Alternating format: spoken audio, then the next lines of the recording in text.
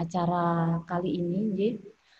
Pertama-tama saya ucapkan Assalamualaikum warahmatullahi wabarakatuh. Selamat sore para peserta pelatihan online yang kami muliakan dan yang berbahagia.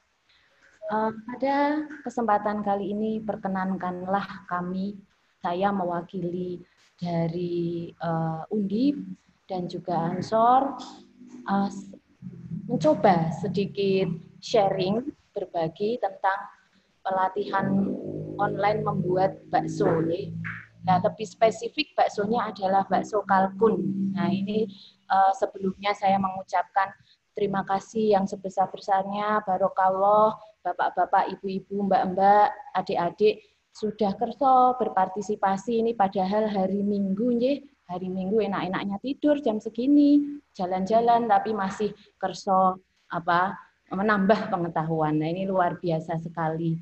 Nah, makanya pelatihannya yang asik-asik aja buat bakso, siapa tahu nanti ada yang pengen buat bakso sendiri dari daging kalkun yang merupakan inovasi ini. Atau syukur-syukur nanti mau terinspirasi untuk berusaha. Baik, nanti dimulai dari skala kecil-kecilan dulu, menengah, syukur-syukur insya Allah suatu saat nanti bisa menjadi usaha yang potensial menjanjikan. Nah, karena ini masih jarang bapak-bapak, ibu-ibu, mbak-mbak sekalian, bakso kalkun itu bisa dibilang inovasi baru selama ini. Kita itu kenalnya maksimal bakso ayam. Nah, sebelum bakso ayam kenalnya bakso sapi. Sudah banyak sekali di setiap sudut jalan, baik di kaki lima maupun di warung makan, rumah makan, bahkan di mal sekalipun yang namanya bakso sapi itu sudah sangat umum sekali. Tapi bakso kalkun bagaimana? Nah, nanti kita akan ikuti bersama-sama, ada videonya supaya nggak cuman bayangkan di awang-awang, tapi tahu prosesnya seperti apa, dan dengan melihat videonya nanti bisa lebih memahami bahwa ternyata membuat bakso itu gampang sekali, tidak sesulit yang dibayangkan. Selain itu juga kalau melihat itu kan lebih paham daripada membaca, mendengar suara saya yang kadang nggak gitu enak didengar ya kali ya. Ya mudah-mudahan ini cukup merdu. Tadi pagi saya sudah minum jahe dan kencur ya, mau siaran ini, mau tampil di depan para hadirin sekalian.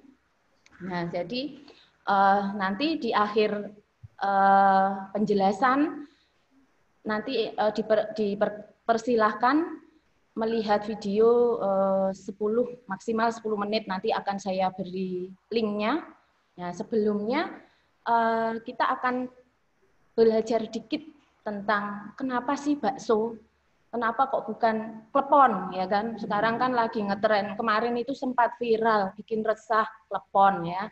Wah, rame sekali itu, setiap grup WA membicarakan klepon ini. Kenapa nggak klepon, kenapa bakso? Nah, ini berarti bakso itu punya sisi yang menarik, ya menarik. Kemudian nantilah kita ikuti slide-nya ya. Selain menarik banyak sekali tentang bakso. Lah kenapa harus kalkun? Ya itu tadi karena saya ingin memberikan inovasi kepada para pemirsa sekalian. Kalkun yang tidak biasa ini ya. Nah, Mas Duduk mau minta tolong ditayangkan slide-nya.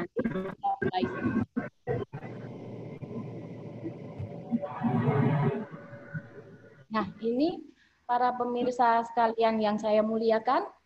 Nah, ini topik dari pelatihan ini tidak hanya sekedar membuat produk bakso kalkun, tetapi lebih menekankan bagaimana bakso kalkun yang asuh. Apa itu asuh? Itu adalah aman, sehat, utuh, dan halal. Nah, ini halal ini ya, dan sehat ini yang menjadi perhatian khusus bagi kami semua. Nah, kenapa bakso? Apa sih yang menarik dari bakso? Ya, Bapak Ibu pasti sudah tahu ya yang namanya bakso itu mesti umumnya bulat, walaupun ada perkembangannya banyak inovasi bentuk-bentuk bakso yang lain, misalnya bakso gepeng, bakso kotak, ya, atau bakso beranak yang ketika dibuka, wah banyak anaknya, pating curungul ya dari dalam, anaknya banyak, nah itu luar biasa bakso beranak ya. Nah, tapi pada dasarnya yang namanya bakso itu ya bentuk bulat-bulatan ya, bulatan. Produk makanan umumnya dari olahan daging hewan ternak yang teksturnya itu kenyal, bentuknya bulat dan mempunyai khas rasa daging. Nah, ini garis bawah ya daging hewan ternak. Jadi ya yang namanya bakso itu umumnya ya dari daging hewan yang diternakkan. Kalau bukan hewan yang diternakkan berarti itu tidak lazim. Nah, itu yang banyak kita temui pada penyelewengan-penyelewengan produksi bakso yang selama ini pernah kita dengar. Misalnya bakso tikus, ya kan ada itu apa untuk menipu konsumen, untuk kepentingan apa yang mencari keuntungan yang sebesar-besarnya, itu bakso dicampuri daging lain yang tidak seharusnya. Daging celeng juga pernah ada di laporan ya, bakso tikus. Nah, itu bukan hewan ternak. Ya, ini yang namanya bakso yang baik, bermutu, lazim adalah hewan ternak. Ya, selama ini ternak sapi, ternak apa ikan, kan ada bakso ikan, kemudian bakso ayam. Nah, itu semua merupakan hewan yang diternakan dengan sistem yang baik, yang teratur, manajemen yang sudah tertata dengan pemberian pakan yang baik pula, perawatannya juga mengikuti aturan tertentu ya, sehingga nantinya akan menghasilkan daging yang berkualitas yang pada proses selanjutnya diolah menjadi bakso. Nah, kemudian apalagi sih yang menarik dari bakso? Bakso itu siapa yang nggak tahu ya? Semua kalangan itu tahu semua tentang bakso ya di seluruh penjuru dunia, apalagi Indonesia ini baik di desa, di kota ya, kota besar, kota kecil, pinggiran tahu semua tentang bakso. Nah, seluruh dunia juga begitu. Nah, kecuali ini negara Balkan dan Eropa Utara. Ya, jadi kalau pergi ke sana jangan sekali-sekali nyari itu bakso. Pasti banyak kecewanya, ada yang jual ya. Nah, negara Balkan itu mana aja? Nah, itu negara Balkan itu Rumania, ya Albania, Kroasia, pokoknya daerah sana lah, Bulgaria yang dekat salju-saljuan itu loh.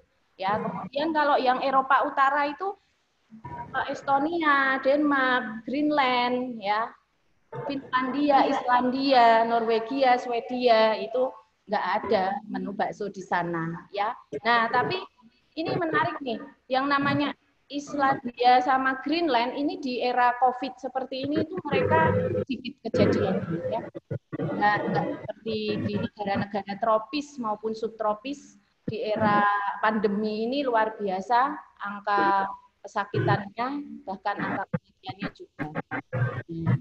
Ini berkaitan dengan pandemi. Belum, Mas sudah masih slide yang sebelumnya. Berkaitan dengan pandemi COVID ya, di mana social distancing itu sosialisasikan, kemudian diharapkan tidak sering-sering keluar yang mendekati kerumunan seperti pasar tradisional itu kan tempat berkumpulnya pedagang dan pembeli dari mana saja kumpul di satu tempat, yaitu kerumunan ya, yang tidak sangat dianjurkan pada era new normal ini. Maka bakso ini cocok sekali untuk diadakan sebagai frozen food atau makanan beku. Nah, itu menariknya. Kemudian pada saat dibutuhkan ingin dikonsumsi bisa langsung disajikan, dimasak dengan berbagai variasi menu. Nah, mengapa ini terjawab lagi? Kenapa bakso ini sangat cocok ya di era seperti ini? Nah, umumnya kita sudah tahu bahwa bakso itu umumnya daging sapi atau daging ayam. Nah, produk bakso kalkun ini kita coba sebagai pengembangan produk bakso ya, sehingga nantinya harapannya akan dikenal membudaya di Indonesia yang namanya bakso kalkun, mulai dari Jawa, terutama Jawa Tengah begitu. Harapannya seperti itu. Nah, sebelum lebih lanjut tahu tentang apa bakso, terutama nanti kenapa dikhususkan ke bakso kalkun, kita sejenak menengok ke belakang beratus-ratus tahun yang lalu, yaitu supaya kita tahu asal mula bakso itu bagaimana sih? Kok ada olahan makanan bulat-bulat dan itu umumnya di Asia, ya. Sedangkan di Eropa hampir tidak mengenal yang namanya bakso. Ini karena pertama kali ini kalau melihat gambar yang saya sajikan ini kira-kira negaranya mana ya ini ya? Khas banget ya, negara Cina ya. Bakso itu ditemukan pertama kali di negara Cina pada masa dinasti Ming. Nah, ini ada wanita cantik ya ini. Nah, kenapa kok ada wanita cantik di sini gambarnya? Nah, karena ini sejarah bakso ini berkaitan dengan seorang wanita. Ya. Kenapa kok ditemukan bakso? Ini berawal dari seorang wanita. Nah, ini. Nah, wanita itu adalah seorang ibu yang sakit-sakitan, tua, renta, ya, makan yang keras aja susah, ya, karena giginya sudah jarang-jarang. Padahal dia karena dia sakit, lemah, tetap harus membutuhkan nutrisi atau gizi yang baik. Nah, karena itu maka anaknya yang saking sayangnya dan baktinya kepada ibunya yang sedemikian mikir gimana sih caranya supaya ibunya bisa tetap makan yang enak tapi nggak kesulitan dalam mengkonsumsi. Maka dia menciptakan bakso namanya Bu. Ya, ini udah lama sekali di Cina tahun 1644. Ini kalau di Indonesia zaman Kerajaan Demak kayaknya ya, atau zaman Mojopahit akhir-akhir ya, itu bakso sudah ditemukan di Cina sana. Ya, daging yang di mana bakso itu mudah dikonsumsi, dagingnya lembut, mudah disantap dan enak. Nah, bakso itu sendiri awalnya saat pertama kali ditemukan, diolah, dikenal itu dari daging babi. Ya, karena memang asal nama bakso, bak itu babi, sedangkan so itu makanan. Sehingga artinya bakso itu olahan makanan dari daging babi. Nah, tapi seiring dengan perkembangan waktu, globalisasi, kemudian perdagangan dari negara antar negara, ya, maka disesuaikan dengan kondisi setempat atau budaya setempatnya. Perlu kita ketahui yang namanya makanan itu bagian dari kebiasaan. Kebiasaan siapa ya? Masyarakat sekitar, ya, budaya masih di daerah yang namanya salah satu aktualisasi dari budaya itu adalah makanannya. Salah satu contoh kecil adalah bakso ini yang tadinya itu pasti babi, tetapi dalam perkembangannya justru Indonesia lebih general umum dikenal sebagai bakso sapi. Kemudian ada bakso ayam dan nantinya saya harap bakso kalkun ini juga akan lebih dikenal. Nah, dari zaman dinasti Ming itu resep bakso tersebar luas ke seluruh penjuru kota di Cina, lalu menjadi makanan favorit dan terus berkembang turun-temurun sampai akhirnya sampai ke Nusantara. Waktu itu Indonesia dikenal sebagai Nusantara, di mana resep bakso tersebut dibawa oleh kaum imigran dari Cina. Nah, itu ceritanya. Next, Mas Yuda.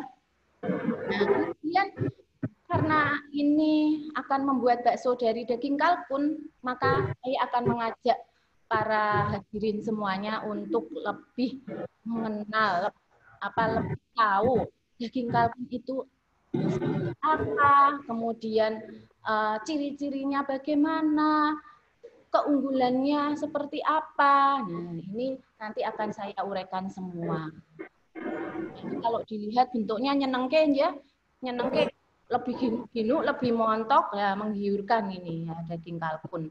Nah, dalam bahasa Inggris daging ternak kalkun, ya kalkun itu disebut dengan Turki. Nah, kalau dilihat asalnya Turki, dikira itu asalnya dari Turki, padahal bukan. Kalkun ini asalnya dari Amerika Selatan, Meksiko ya. Nah, oleh orang Indonesia kalkun juga biasa disebut sebagai ayam mutiara. Kalau dilihat di gambar itu ayam mutiara, namanya mungkin karena saking indahnya dari ayam biasa, bulunya lebih lebat, tampilannya lebih atraktif, maka disebut sebagai ayam mutiara. Dan ketika diolah, disantap, dipanggang, dibakar, nah itu menghasilkan suatu menu yang luar biasa ya. Ini kalau di Indonesia memang masih jarang, tapi di negara Amerika, Eropa ini biasa disajikan di upacara keagamaan ya, hari Thanksgiving ya. Kalau di Indonesia memang masih belum umum karena memang makan kalkun bukan budaya kita. Ya, tapi dalam perkembangannya ternak kalkun ternyata cukup diminati di Indonesia. Nah, sekarang ini lagi trennya lagi meningkat. Nanti di mana saja daerah yang mengembangkan nanti di slide berikutnya. Next, Mas.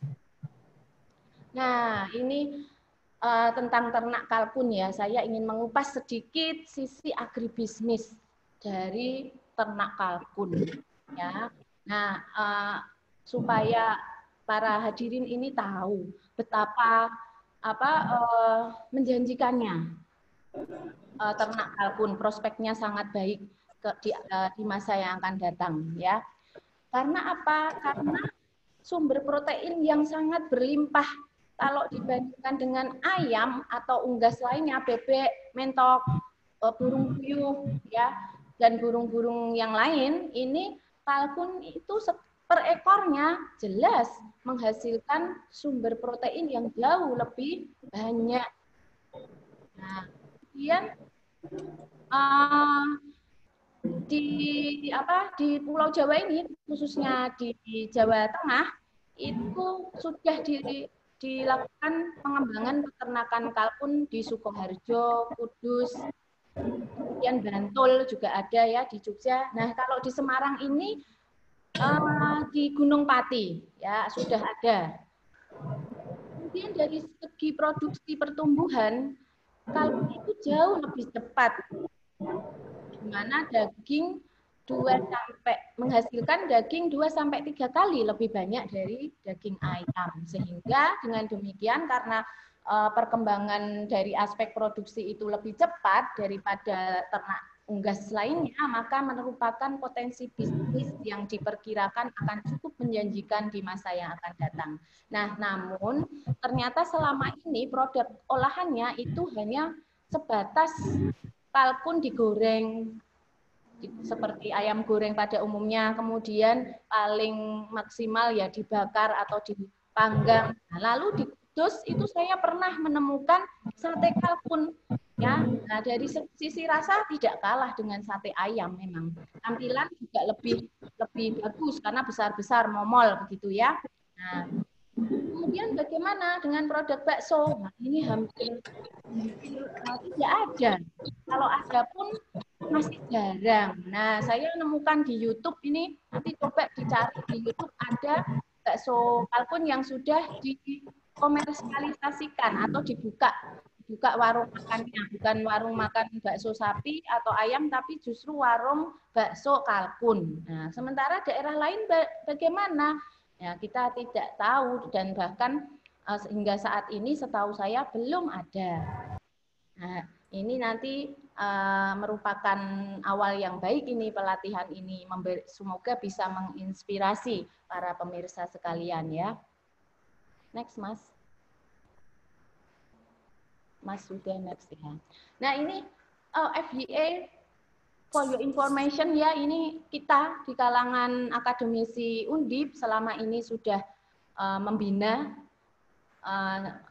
ternak kalkun, yaitu di Kampung Kalkun Undaan Tengah, itu tepatnya di Kudus. Ini kolega saya ini Pak Bambang Sulistianto yang sudah mencoba mengembangkan ternak kalkun di Kudus ya. Itu nanti beritanya lebih detail, para hadirin bisa klik di URL yang sudah saya sajikan di bawah tersebut di slide saya. Next, Mas. Nah, tadi dari kajian agribisnis sudah sedikit saya sharing kepada para hadirin dan pemirsa sekalian ya. Nah, sekarang kita ke dagingnya.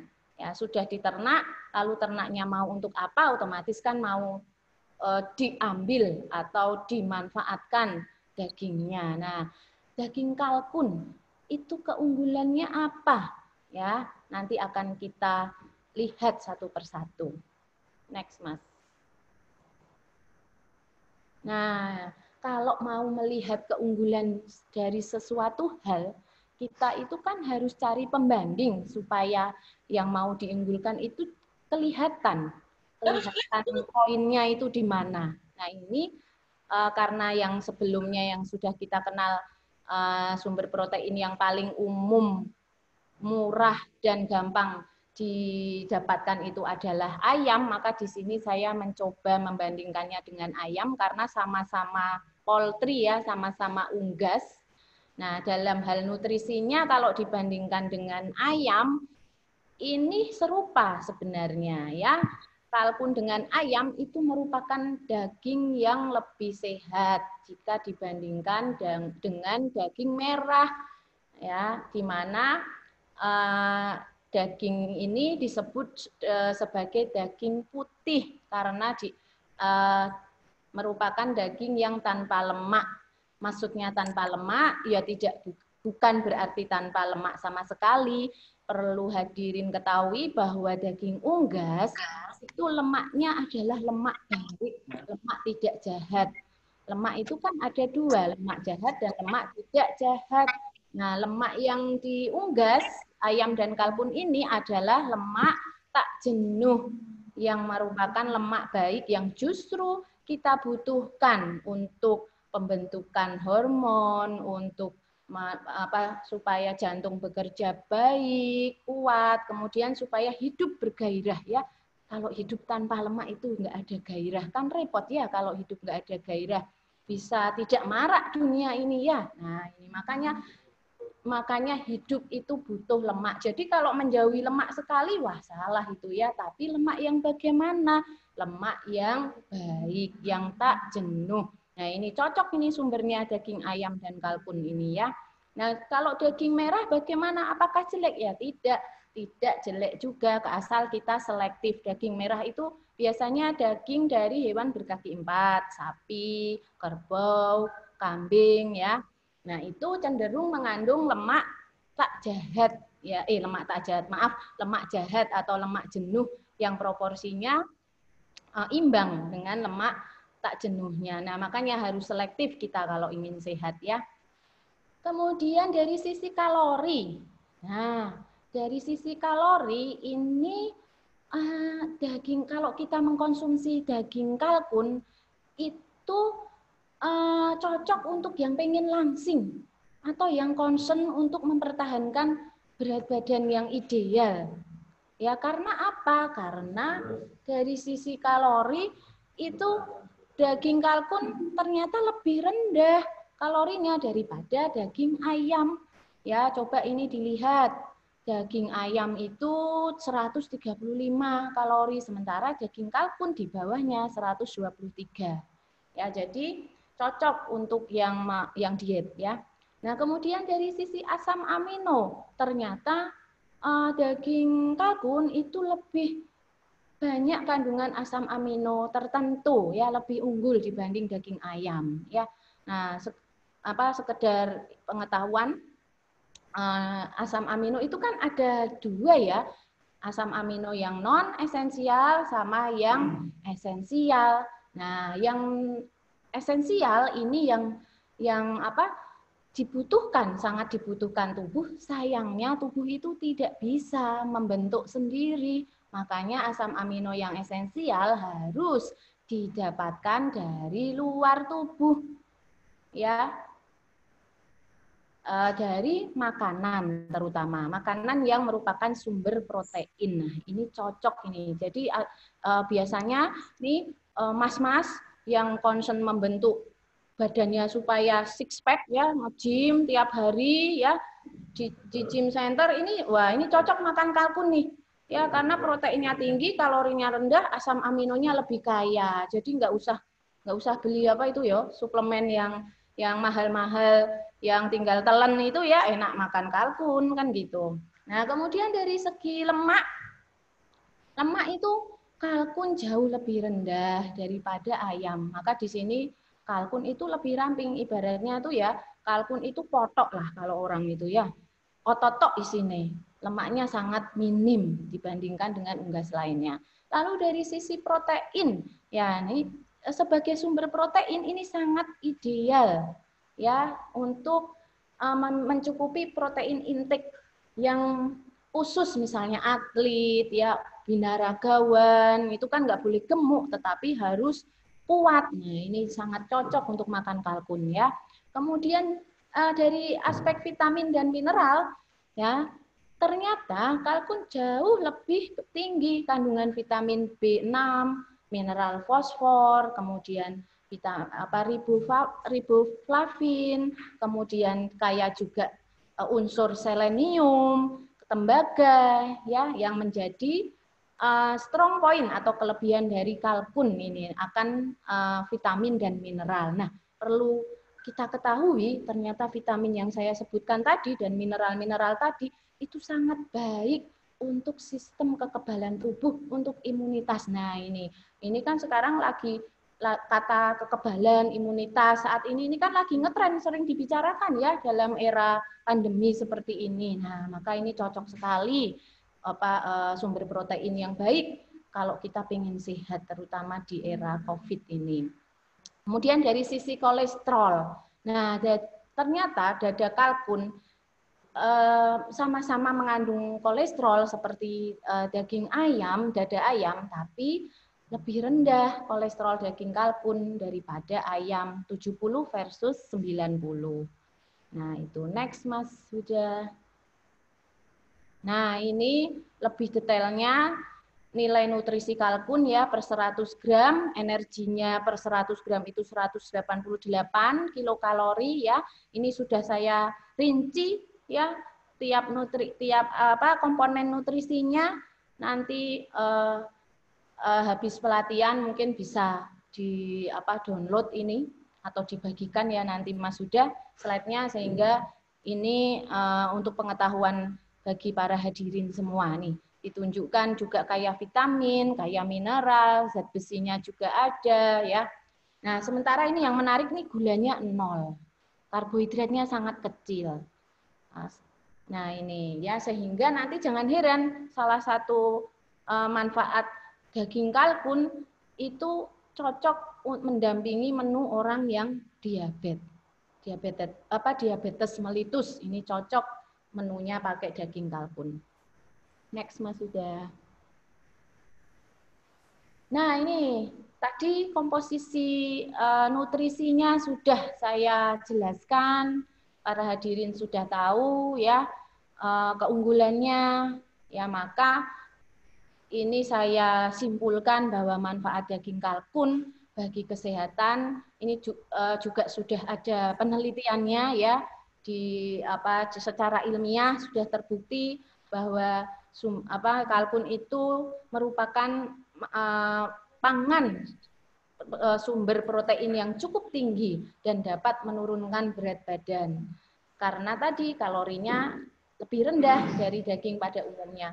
Kemudian bisa meningkatkan kekebalan karena apa? Karena asam aminonya tadi, yaitu asam amino triptofan, di mana asam amino triptofan ini merupakan salah satu contoh dari asam amino esensial yang tidak bisa tidak bisa dibentuk oleh tubuh ya, sehingga harus didapatkan dari luar. Nah, asam amino triptofan ini akan memproduksi yang namanya serotonin ya, dan juga kalium dan selenium, itu merupakan mineral yang meningkatkan kekebalan. Nah, serotonin ini konon dalam ilmu kesehatan itu bisa mencegah stres. Jadi kalau tubuh kita itu kebanyakan serotonin, itu akan suasana hati itu konon akan selalu tentrem, bahagia ya. Kemudian tidak stres ya, sehingga sehat. Kalau kita itu selalu bahagia, tidak sehat ya. Jadi stay happy, stay healthy. Nah, ada ungkapan seperti itu tuh cocok itu ya. Nah, dalam masa pandemi seperti ini, kalau stres itu bahaya. Ya, kenapa bahaya? Karena stres dapat menurunkan sistem imun. Selain menurunkan sistem imun, juga bisa memicu terjadinya psikosomatik efek. Jadi bukan COVID-nya yang membuat sakit, tapi justru efek-efek yang sifatnya psikosomatik, seperti sesak napas, asam lambung yang meningkat. Nah, itu merupakan efek dari stres. Nah, nanti saking stresnya sakit kepala, mual. Nah, itu hal-hal yang bisa kita antisipasi sebenarnya dari pola makan, dari kebiasaan pola hidup ya. Kemudian yang nomor 3, baik untuk penderita diabetes mellitus. Kenapa? Karena daging kalkun ini mempunyai IG. IG itu singkatan dari indeks glikemik yang rendah. Jadi kalau penderita diabetes itu dianjurkan untuk mengkonsumsi pangan yang indeks glikemiknya rendah. Kalau nasi itu indeks glikemiknya cukup tinggi ya. Makanya dianjurkan mengganti nasi dengan nasi merah yang IG-nya jauh lebih rendah, nasi jagung atau umbi-umbian. Nah, itu. Nah, kepingin daging ya cocoknya daging kalkun karena IG-nya rendah. Selain itu juga kayak vitamin B. Vitamin B itu bisa merangsang metabolisme di dalam tubuh.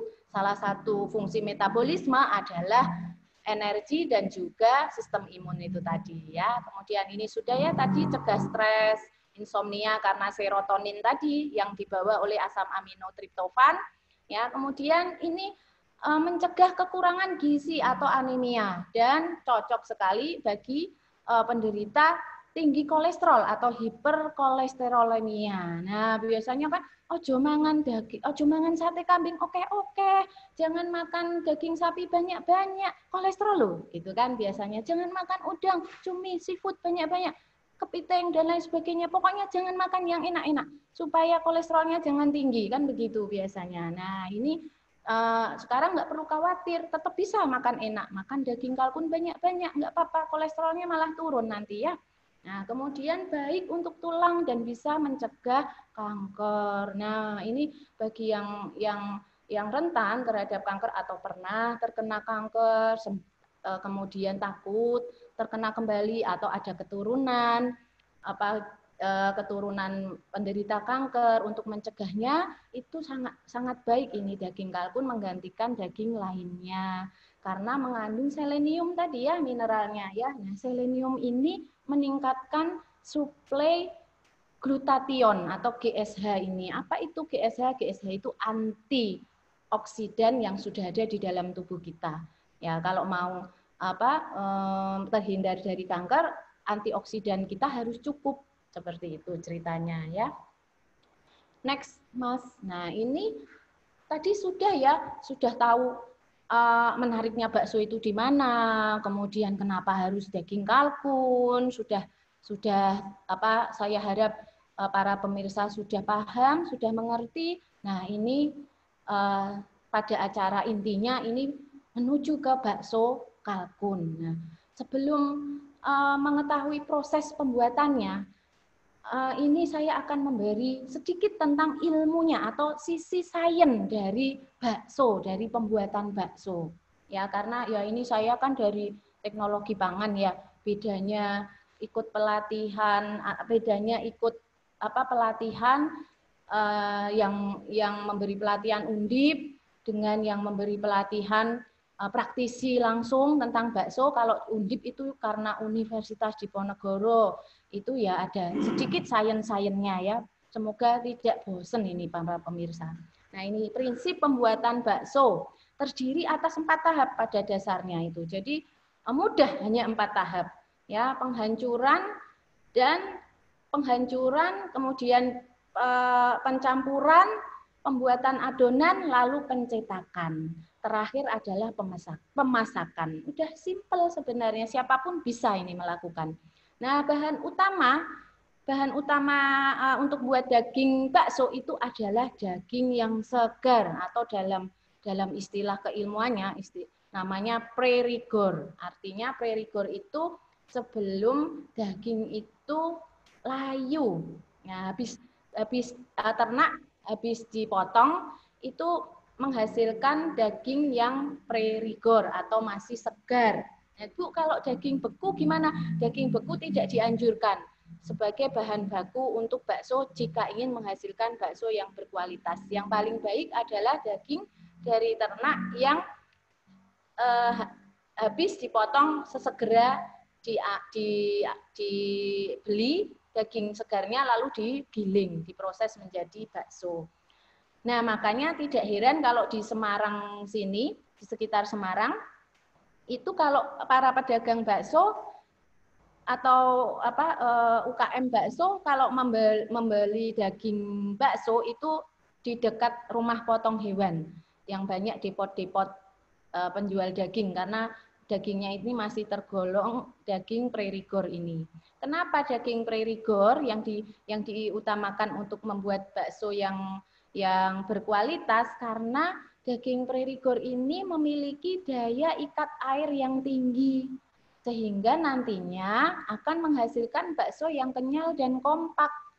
Ya, jadi sebenarnya tidak perlu menggunakan pengenyal-pengenyal kimia yang kalau kelebihan itu akan berbahaya bagi kesehatan. Sebenarnya daging itu sudah memiliki sifat alami yang kenyal. Nah, ini ya. Kemudian adonan bakso itu kalau secara kimia itu merupakan emulsi minyak dalam air. Jadi adonannya itu ya sebenarnya kumpulan minyak lemak yang terperangkap di dalam air. Nah, ini definisi emulsi itu apa? Emulsi adalah dispersi atau suspensi cairan dalam cairan lain yang terjebak oleh molekul-molekul pada kedua cairan tersebut sehingga tidak saling berbaur tetapi saling melawan, saling antagonistik ya, sehingga menghasilkan tekstur yang kenyal. Kalau saling berbaur kemudian tidak saling nolak itu nantinya melenyek, merupakan adonan yang melenyek. Nah, tidak bakso lagi berarti ya. Bakso itu di mana-mana kalau kita kunyah itu kenyul-kenyul. Nah, kalau sampai pes melenyek, nah bukan, itu namanya perkedel ya, beda ya. Nah, ini yang namanya emulsi ya. Nah, ini perjanjiannya loh, ini prinsipnya yang namanya adonan bakso itu harus emulsi. Nah, karena ini harus emulsi, maka butuh yang namanya emulsifier. Nah, emulsifier itu yang paling bagus ini adalah protein. Ya, kenapa kok butuh emulsifier? Supaya bisa mempertahankan fase terdispersi dan tetap tersuspensi dalam fase pendispersinya, supaya tetap sebagai emulsi itu tadi, maka butuh emulsifier yaitu protein. Nanti apa saja sih emulsifiernya, proteinnya nanti ada di bahan-bahan yang akan saya jelaskan dulu sebelum ke video ya. Next. Nah, kemudian tadi adonan utamanya itu kan daging ya. Nah, bahan utama bakso itu ya daging. Ya, kalau bahan utamanya bukan daging, itu bukan bakso, tapi bakso aci. Ya, bakso aci itu dikit banget itu dagingnya. Yang lain adalah ini pengisi dan pengenyal ya. Nah, ini sudah modifikasi dari bakso karena lebih murah ya. Nah, murah kalau kita bicara tentang bakso ya utamanya adalah daging, yang lainnya itu merupakan bahan-bahan pengisi atau yang mempengaruhi teksturnya itu tadi, yaitu bahan pengenyal. Apa itu bahan pengisi dan pengenyal? Merupakan bahan bukan daging yang biasanya ditambahkan dalam pembuatan bakso. Ya, apa saja bahan pengisi dan pengenyal tersebut? Yaitu biasanya pati atau tepung tapioka, garam, es batu, dan bumbu-bumbu. Yang pada prinsipnya bahan pengisi dan pengenyal tersebut berfungsi memperbaiki stabilitas emulsi. Ya, kemudian bisa mengurangi penyusutan ketika dimasak. Nah, ini dalam ilmu daging ya, daging itu ketika dimasak berkontak dengan suhu yang tinggi itu akan berkurang daya ikat airnya. Karena daya ikat airnya itu berkurang, maka airnya juga akan berkurang, dagingnya nyusut. Maka tidak heran, wah aku beli daging 1 kilo, setelah direbus kok nyusut ya, jadinya sedikit. Nah, karena proses pemasakan, temperatur yang tinggi. Nah, karena itu maka untuk pembuatan bakso, supaya stabilitas emulsi terjaga, kemudian susutnya bisa diminimalisir, maka ditambahi pengisi dan pengenyal ini. Selain itu juga memperbaiki sifat irisan dan meningkatkan cita rasa juga ya. Supaya kan biasanya kalau dagingnya terlalu dominan 100% daging itu nanti saat diiris beradil. Orang Jawa bilang itu beradil di irisannya. Gradul-gradul. Oh, Indonesianya apa ya yang beradil itu ya? Kasar gitu ya, kurang halus baksonya. Nah, dengan adanya bahan pengisi dan pengenyal maka tidak heran bakso ketika dibelah itu teksturnya halus walaupun dominan daging. Kemudian khusus untuk bahan pengenyal punya fungsi yang lebih khusus itu bisa mengurangi biaya produksi. Ya, artinya apa? Dagingnya sekilo ditambahi bahan pengenyal tapioka tadi sekian persen dari proporsi dagingnya, maka akan bisa menghasilkan daging menghasilkan bakso, maksud saya produk akhir baksonya itu bisa lebih dari 1 kilo, 1,5 kilo, bisa mencapai sebanyak itu ya, 1,5 kalinya lebih banyak. Bahkan ini bisa kalau penambahan bahan pengisi dan pengenyalnya itu 50% itu bisa menghasilkan produk 2-3 kali lipat dari berat dagingnya. Selain itu juga bisa memperbesar ukuran bakso. Nah, jadi ini trik ya, trik dalam mengurangi biaya produksi karena kalau daging 100% proporsi dagingnya terlalu banyak itu juga mahal sehingga nanti harga baksonya mahal. Tapi memang ada market khusus untuk bakso-bakso yang dominan daging, biasanya dikategorikan sebagai bakso level premium ya, kualitas di atasnya kualitas nomor 1 premium. Nah, di sini pada penggunaan bahan pengisi dan pengenyal dianjurkan maksimum tidak boleh melebihi dari 50%.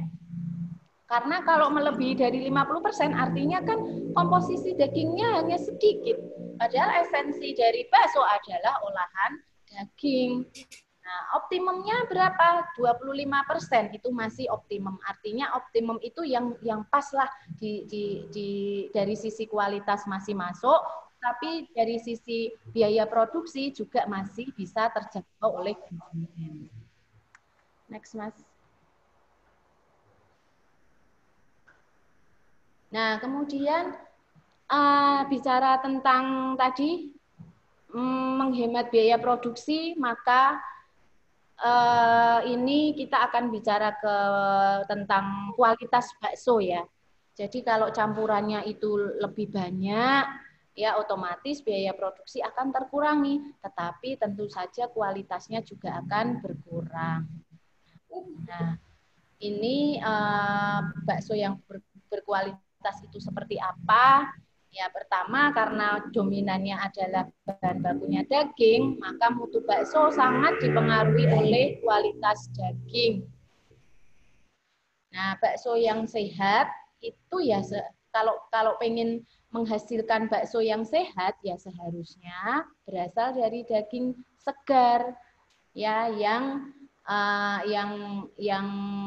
bebas dari cemaran maupun yang diperoleh dari proses pemotongan yang baik ya kalau kita sebagai muslim ya harus memenuhi syariat Islam. Nah, di Indonesia ini harus rumah potong hewan, rumah potong ayam, rumah potong unggas ini harus menerapkan cara atau prinsip pemotongan hewan berdasarkan syariat Islam, sehingga dijamin selain halal juga sehat, karena prinsip dari pemotongan ternak berdasarkan syariat Islam kalau ditinjau dari sisi meat science atau ilmu daging itu ternyata bisa menjamin kualitas daging ternak yang dihasilkan, ya.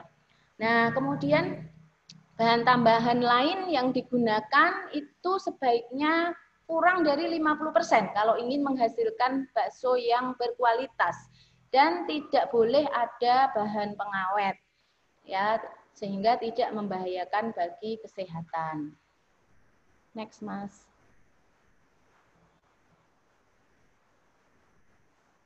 Nah, ini hanya sekedar informasi ya, saya tampilkan mutu bakso yang ditinjau secara kimianya.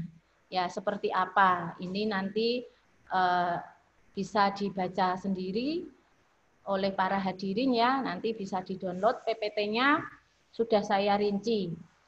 Ya, dari keadaan fisiknya, dari kimianya, kemudian bahan tambahan pangannya yang diperkenankan itu berapa, sudah ada semua di sini. Nah, ini sumbernya adalah standar nasional Indonesia, sudah diatur ini mutu bakso oleh lembaga yang berwenang. Next, Mas. Nah, ini lanjutannya ya. Jadi harusnya itu bakso ya tidak mengandung cemaran, baik itu cemaran racun maupun cemaran logam berat ya. Jadi ini maksudnya logam itu logam berat. Nah, boleh ada, tetapi tidak boleh lebih dari yang dipersyaratkan. Nah, itu maka ada kolom itu persyaratan. Jadi nggak mungkin lah yang namanya sesuatu itu bebas sama sekali dari cemaran, apalagi logam ya kan, logam itu juga ada di udara, di sangat kecil ya, ukurannya partikelnya nano, bahkan mikro, sangat kecil lah, hampir nggak kelihatan ya, sehingga nggak mungkin, maka boleh ada tapi sesuai dengan yang dipersyaratkan. Nah, ini kemudian harus bebas kuman ya, ini kumannya itu macam-macam ya itu. Nah, ini boleh ada tetapi juga harus sesuai dengan persyaratan. Next, Mas.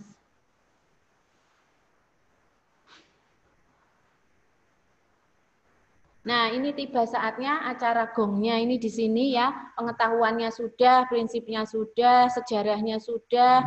Lalu kenapa sih harus bakso, kenapa harus daging kalkun, sudah semua. Ini acaranya gongnya ini di sini. Resep bakso daging kalkun. Ini secara fisik ini tampilannya seperti itu. Ya, ini cocok sekali nih kayaknya untuk malsu daging sapi ya. Mirip bakso daging sapi maksud saya, tapi bukan. Tapi ini bakso kalkun.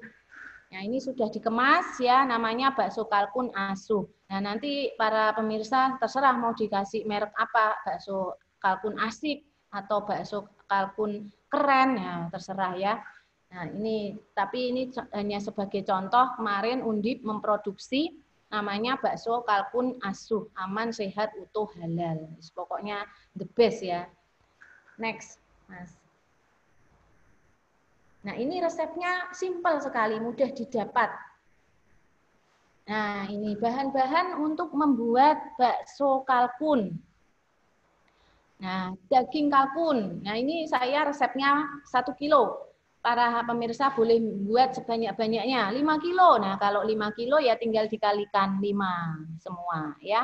Dikalikan 5 semua takaran yang saya cantumkan di sini, mengikuti per 1 kilonya ini. Ya, daging kalkun yang digiling dulu ya 1 kilo. Nah, tepung tapioka ini secara prinsip tadi sudah kita pelajari berfungsi sebagai pengenyal ya, atau emulsifier itu tadi dari protein ya. Nah, kemudian es batu. Nah, kenapa kok harus butuh es batu? Nah, perlu para hadirin ketahui dalam proses membuat bakso itu kan dagingnya digiling. Saat penggilingan kan itu menghasilkan panas. Jadi bakso digiling diputar dengan kecepatan tinggi itu ada panas di situ. Nah, sehingga panas itu akan merusak protein-protein di dalam daging. Ya, sehingga karena protein itu seharusnya belum boleh rusak karena sudah ada panas saat mixing tadi, penggilingan, maka bisa mempengaruhi kekenyalan. Kalau protein rusak, daya ikat, padahal yang mempengaruhi kekenyalan itu adalah daya ikat air itu dipengaruhi oleh protein. Lah kalau yang mengikat air aja nggak ada, siapa yang mau mengikat airnya? Maka jadi hilang kekenyalan tersebut. Kemudian ini ada bumbu-bumbu, bumbunya cukup gampang ya. Hilang Mas slide-nya. Bumbunya cukup gampang, para hadirin ya, cuman gula pasir. Wah, pasti selalu ada kan kalau ini garam, penyedap rasa atau roiko. Ya ini opsional ya. Kalau demi apa? Alasan kesehatan atau demi untuk anak-anak ya boleh nggak pakai penyedap juga nggak apa-apa. Ini opsional ya. Kemudian bawang merah, bawang putih, goreng dihaluskan dulu. Baking powder ini juga boleh ada, boleh tidak. Baking powder fungsinya untuk mengembangkan. Tetapi kalau yakin dagingnya itu kualitasnya bagus, tadi yang daging segar tidak menggunakan baking powder tidak masalah. Kemudian putih telur. Nah, ini juga yang tergolong sebagai emulsifier tadi. Kuningnya nggak usah, hanya putihnya. Kuningnya nanti diceplok sendiri terpisah.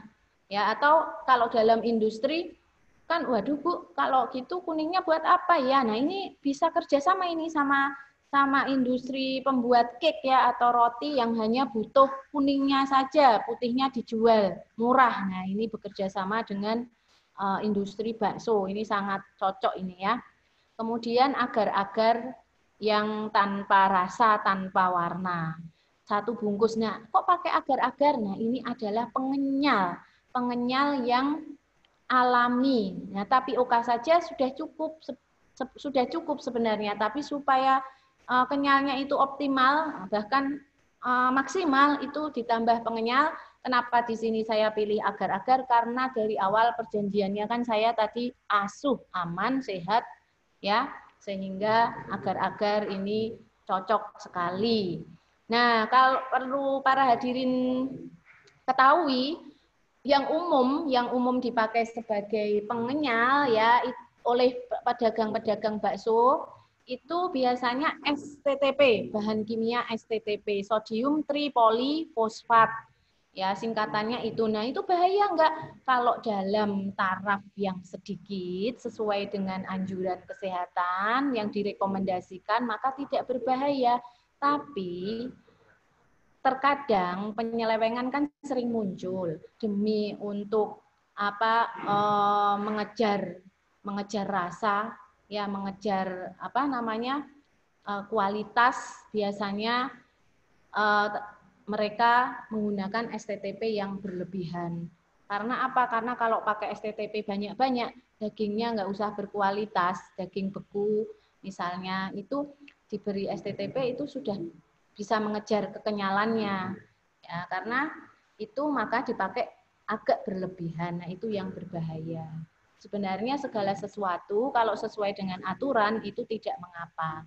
Tetapi yang lebih bagus lagi ya adalah bahan alami. Agar-agar ini kan alami dari rumput laut. Ya. Next.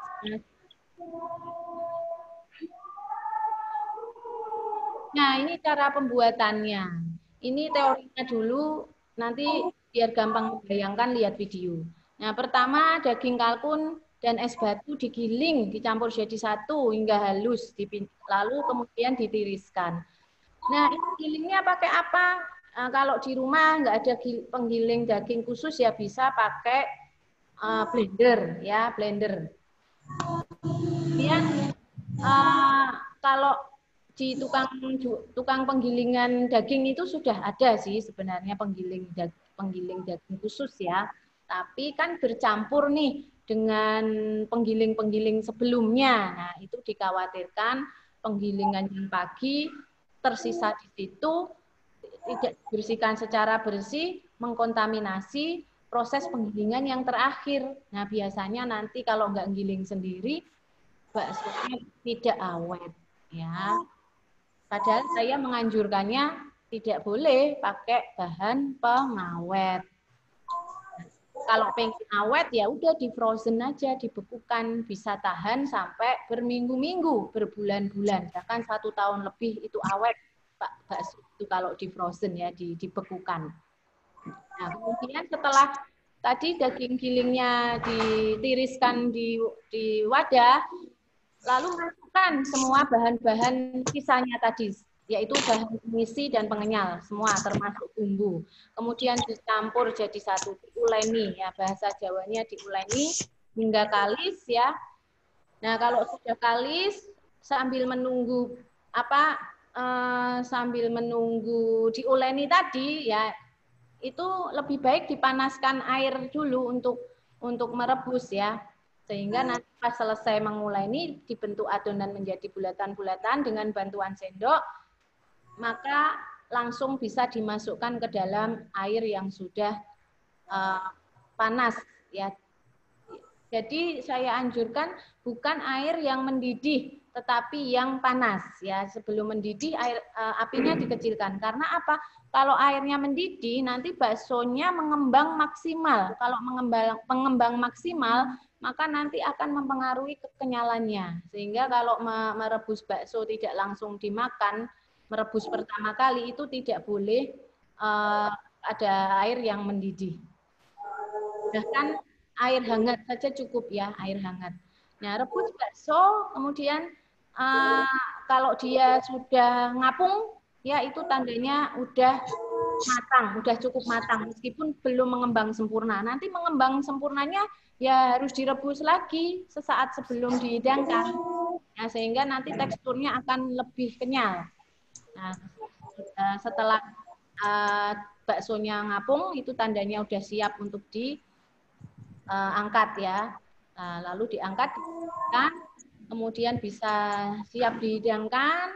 Kalau mau dihidangkan saat itu juga ya harus mendidih ngerebusnya. Tapi kalau enggak ya cukup tadi air yang hangat, ngapung, ditiriskan, kemudian dikemas.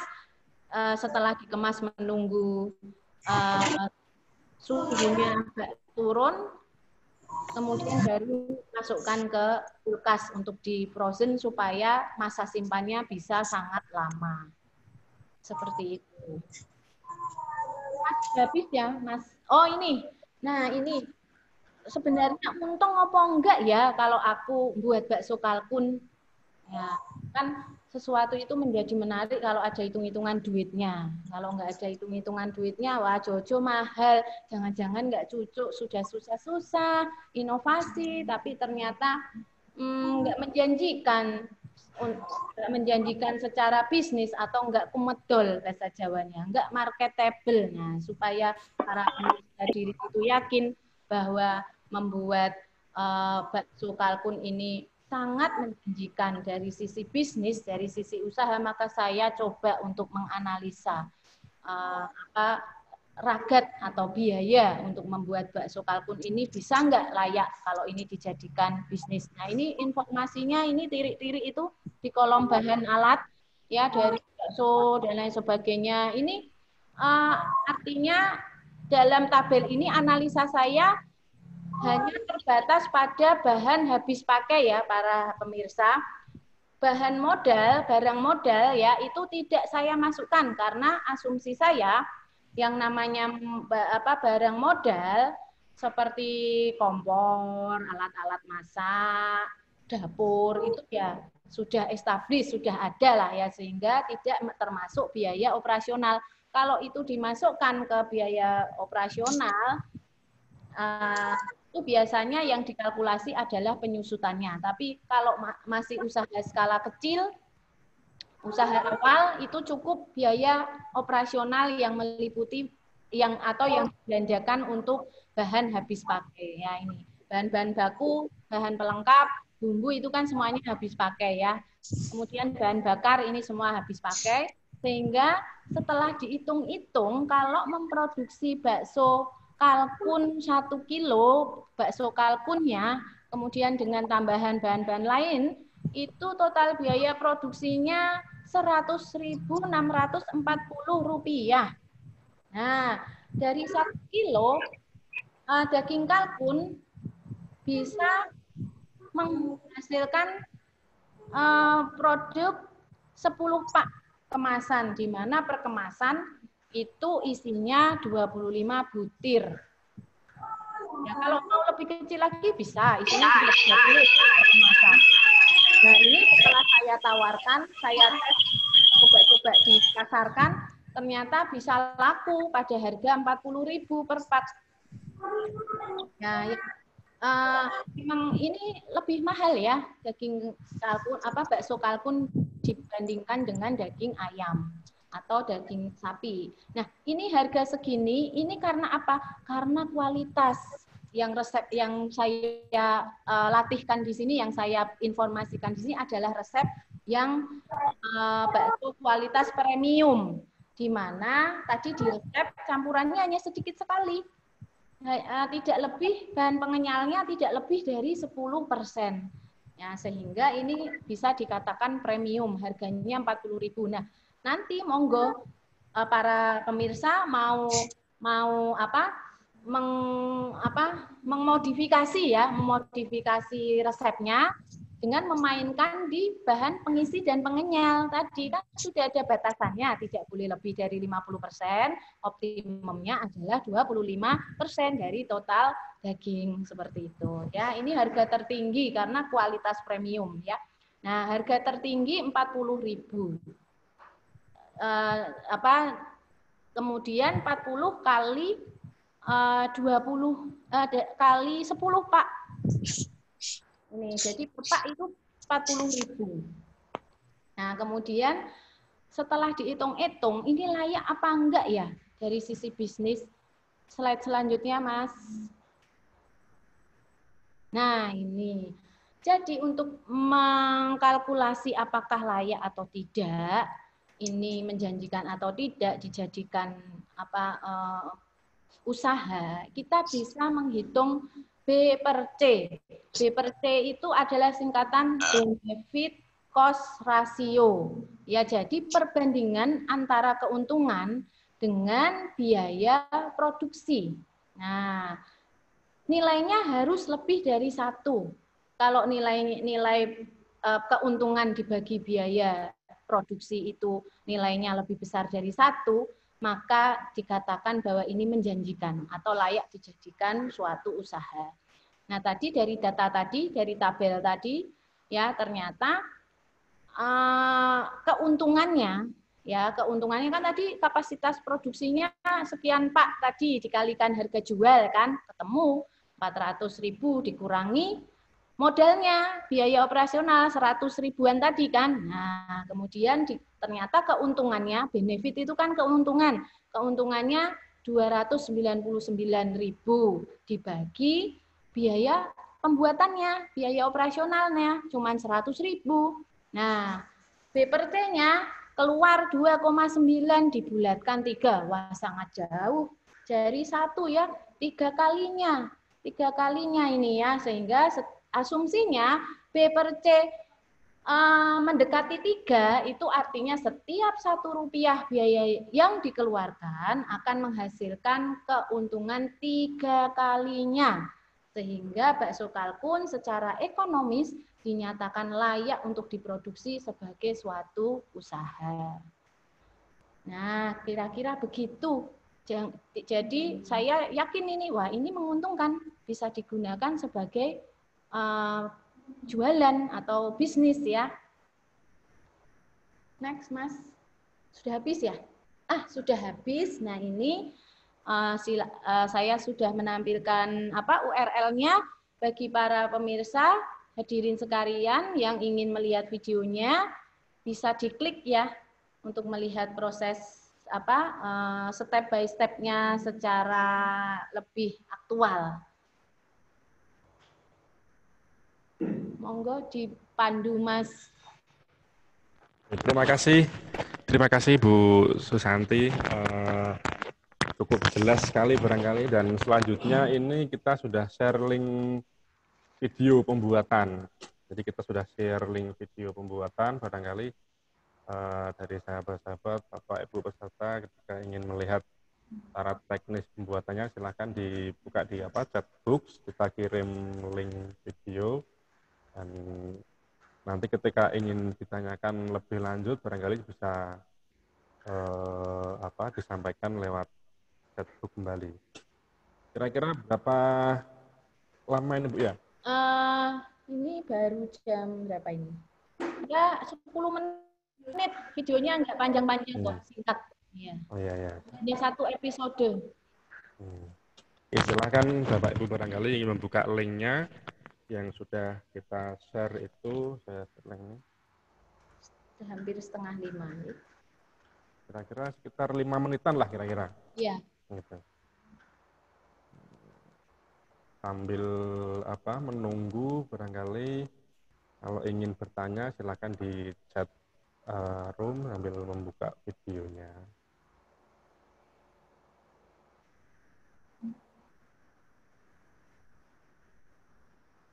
Ini saya yang baca pertanyaannya atau gimana, Mas?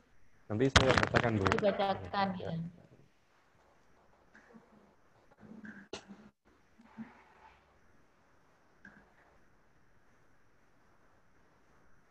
Nah, bagaimana sih cara pembuatannya? Yuk, video kali ini akan menjelaskan tentang cara pembuatan bakso yang dibuat dari daging kalkun. Nah, bagaimana sih cara pembuatannya? Yuk, kita simak video ini. Pertama-tama, kita siapkan terlebih dahulu bahan-bahannya. Nah, untuk bahan-bahannya sendiri, ada daging kalkun 1 kilo, kemudian diberi es batu sebanyak 12 butir, kemudian gula 2 sendok teh, garam 2 sendok teh, baking powder 1 sendok teh, penyedap rasa 1 sendok teh, kemudian ada bawang putih goreng dan bawang merah goreng yang sudah dihaluskan, putih telur sebanyak 4 butir, agar-agar plain 1 bungkus, tepung tapioka 5 sendok makan. Setelah menyiapkan bahan, selanjutnya dilakukan pembuatan adonan bakso. Pertama-tama, daging kalkun dan es batu dimasukkan ke dalam mesin penggiling. Lalu, daging akan digiling hingga halus.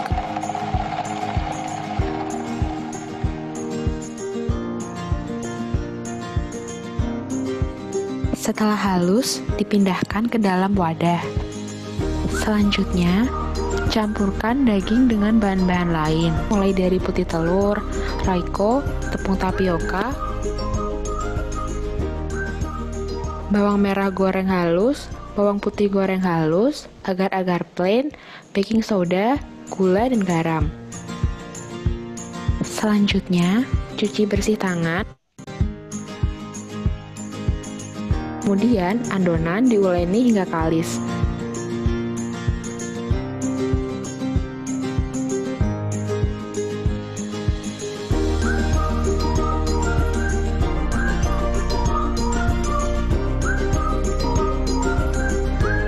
Setelah itu, air dipanaskan, lalu dibentuk adonan menjadi bulat-bulat.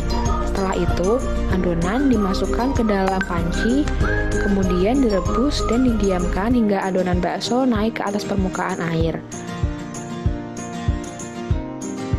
Setelah itu, bakso ditiriskan, lalu bakso kalkun siap untuk dikemas.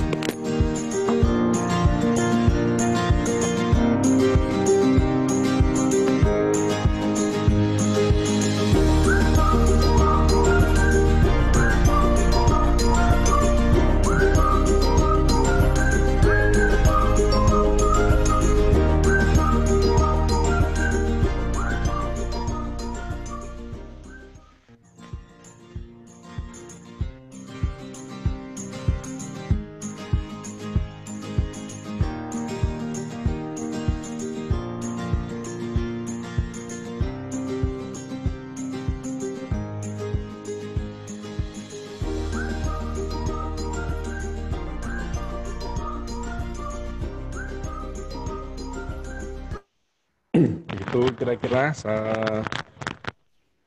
teknis pembuatannya secara singkat. Barangkali ini Bu ya, saya bacakan pertanyaan yang disampaikan oleh peserta tadi ya, ada beberapa pertanyaan, barangkali nanti satu persatu biar lebih jelas kira-kira gitu. Yang pertama dari Liana Ekowati, suhu berapa untuk menyiapkan bakso yang aman dan tahan berapa lama? Terus Langsung dijawab, Mas. langsung aja Bu biar. Nah. Suhu berapa tadi? Suhu berapa untuk menyiapkan bakso yang aman dan tahan berapa lama? Suhu perebusannya ya, Iya, mungkin suhu gitu. penyimpanannya? Penyimpanannya. Suhu penyimpanan. Baik, terima kasih atas pertanyaannya. Ini Bu Dokter ini yang tanya. Waduh, saya berpikir ini jawabnya ini ya. Nah, dalam kondisi frozen, tadi kan di pendahuluan ini cocok sekali sebagai frozen food. Nah, frozen itu biasanya min 16 atau 17 itu sudah cukup baik. Tetapi kalau pengen lebih lama lagi, bisa tahunan ya bisa min 60 ya. Tapi ya luar biasa ya kalau min 60 itu biasanya di lab-lab yang itu, lab-lab yang menyimpan sampel-sampel protein ya untuk keperluan analisis biomolekuler. Tapi kalau bakso kan nggak biomolekuler ya, kelihatan mata. Jadi ya saya kira 16 atau min 17 lah, atau maksimal min 20 derajat Celcius sudah cukup aman menyimpan bakso sebagai kategori frozen food. Nah, ini pengalaman pribadi saya juga, di rumah saya punya box ya, box pendingin untuk membekukan olahan pangan ya, terutama yang olahan pangan protein hewani. Oke Bu, terima kasih Bu. Terus kemudian dari Saifur R. Dari tanya Bu Nyai, bagaimana cara pembuat? Nyai Roro Kidul. Denny. Harusnya tadi saya pakai hijau ya. Pas. Bagaimana cara pembuatan agar bakso bulat dan halus teksturnya? Bakso yang bagus itu tekstur warnanya yang putih atau yang coklat kegelapan? Nun. Oke, matur suwun Ibu pertanyaannya ya. Waduh, kalau bakso itu bukan lukisan ya, yang warnanya harus bagus seperti apa. Nah, tadi definisi bakso adalah hidangan daging ternak ya, yang dibuat umumnya dibuat bulatan. Nah, ini daging ternak. Nah, otomatis asal dari daging ternaknya ternak apa itu yang mempengaruhi warna dari bakso tersebut, Ibu. Misalnya daging ayam, itu warna baksonya tentu saja lebih cerah atau bisa dibilang putih kompak ya, putih ya, tapi nggak putih kayak kertas gitu, nggak, putih mangkak lah ya. Putih mangkak itu tanda itu bukan bakso sapi. Kalau bakso sapi itu abu-abu ya, abu-abu gelap ya, karena daging merah. Daging merah itu kalau direbus itu akan berubah warnanya menjadi abu-abu gelap. Ya, otomatis warna baksonya juga akan mengikuti warna daging ternak asalnya. Ya, kemudian bakso udang misalnya. Bakso udang warnanya yang bagus seperti apa? Ya, mirip mendekati udang ketika direbus. Udang ketika direbus warnanya jadi kemerahan ya. Kemerahan agak bukan putih lagi tapi kemerahan. Pink begitu.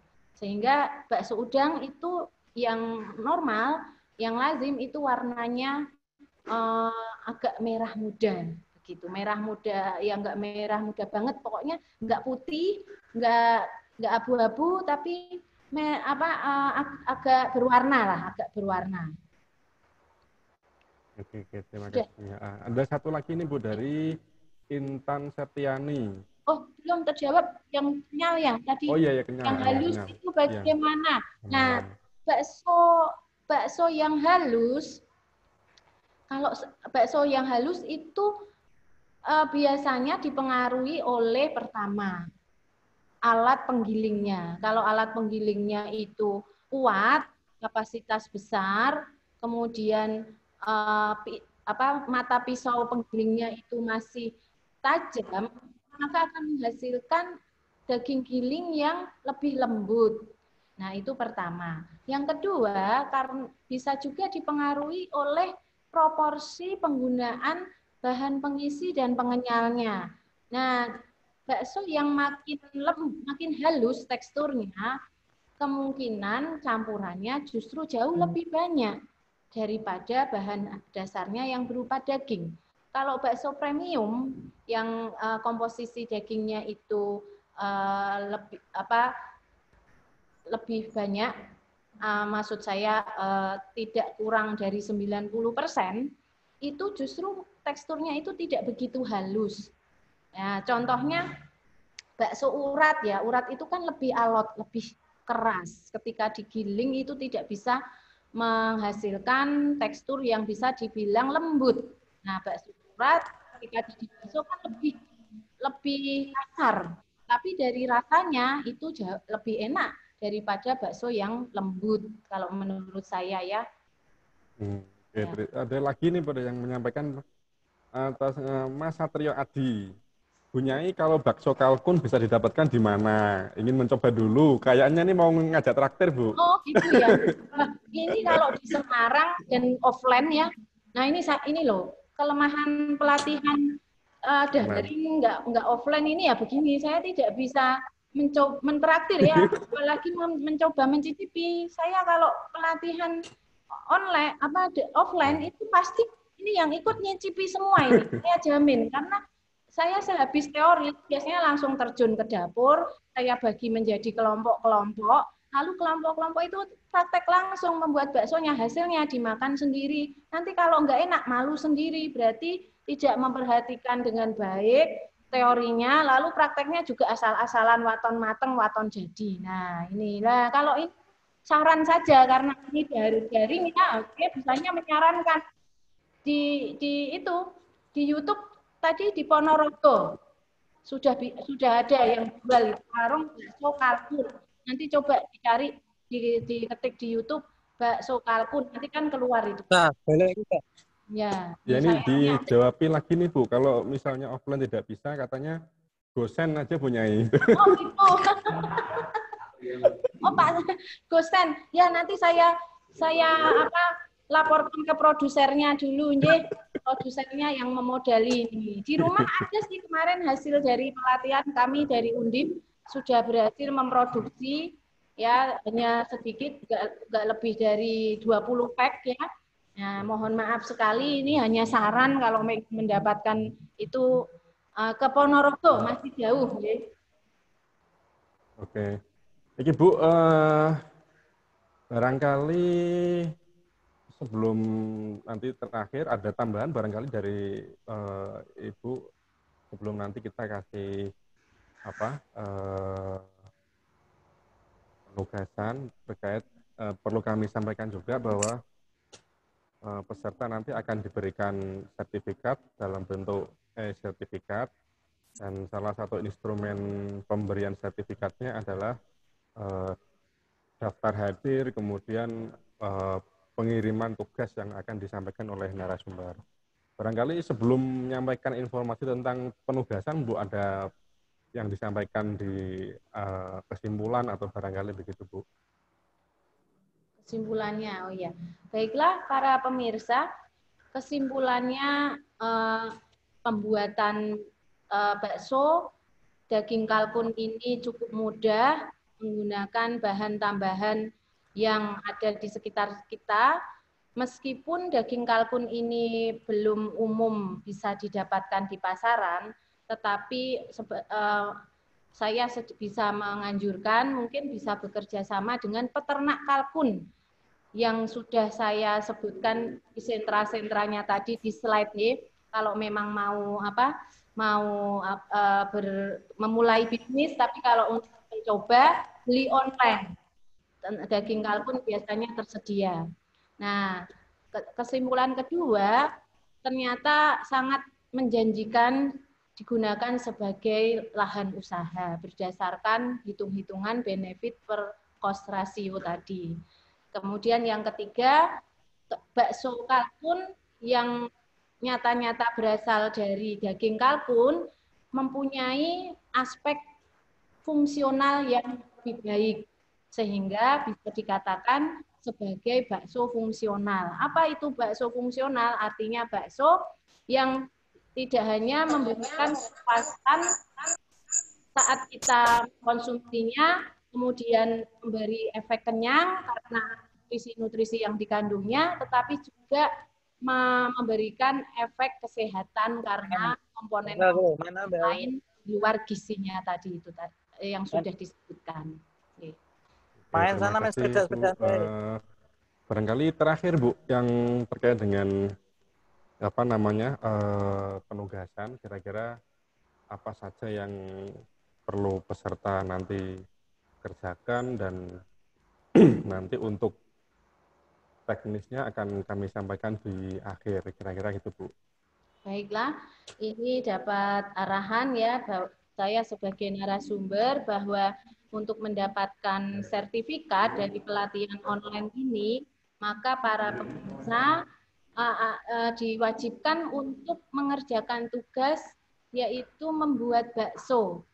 Membuat bakso di rumah lalu di video. Nah, resep membuat baksonya ini nggak harus bakso kalkun, tapi bakso apa saja, yang penting teknisnya itu sudah dipraktekkan. Teknis pembuatannya, prinsip pembuatannya sudah dipraktekkan dan boleh menciptakan resep sendiri ya, modifikasi dari resep. Misalnya bakso sayur atau bakso ditambah apa misalnya bahan-bahan lain yang lebih fungsional, ditambah kacang merah misalnya, atau ditambah sayur sawi, sayur wortel, digiling, dijadikan satu, itu modifikasi ya. Yang intinya membuat bakso yang lebih sehat, punya aspek fungsional. Karena kalau saya menugaskannya nanti sesuai dengan judulnya bakso kalkun, tadi sudah ada pertanyaan nih saya baca juga. Nah, itu kalkunnya didapatkannya masih susah, belum umum. Nah, itu yang penting prinsip pembuatannya, teknik pembuatannya itu dipraktekkan, diganti dagingnya itu sama prinsip dan teknik pembuatannya. Begitu, Mas. Terima kasih, Bu. Sahabat-sahabat, Ibu Susanti juga kami sampaikan terima kasih yang sebesar-besarnya atas ilmu baru yang di-share melalui ruangan ini, dan semoga apa yang disampaikan tadi memberikan kemanfaatan, keberkahan kepada kita semua yang hadir hari ini dan masyarakat serta keluarga dan lingkungan kita semuanya. Terkait dengan penugasan, nanti video dapat dikirim melalui link Google Drive. Jadi nanti kita akan share link lewat Google Form yang di dalamnya nanti dapat panjenengan semuanya isi tentang daftar hadir, kemudian link Google Drive-nya dari video penugasan ini sekaligus nanti dijadikan sebagai bahan daftar hadir. Begitu kira-kira, dan selanjutnya kami nanti kasih waktu 15 menit untuk ngecek link dan seterusnya sebelum ruangan ini kita tutup. Dan terakhir kami sampaikan kembali terima kasih yang sebesar-besarnya kepada Ibu Susanti, dan kami mohon maaf jika ada kekurangan, dan selebihnya kami sampaikan terima kasih. Wassalamualaikum warahmatullahi wabarakatuh. Waalaikumsalam warahmatullahi wabarakatuh. Saya juga mengucapkan terima kasih atas partisipasi peserta. Semoga apa yang telah kita sampaikan bermanfaat bagi kita semua. Mohon maaf apabila masih banyak kekurangan. Wassalamualaikum warahmatullahi wabarakatuh. Waalaikumsalam warahmatullahi wabarakatuh.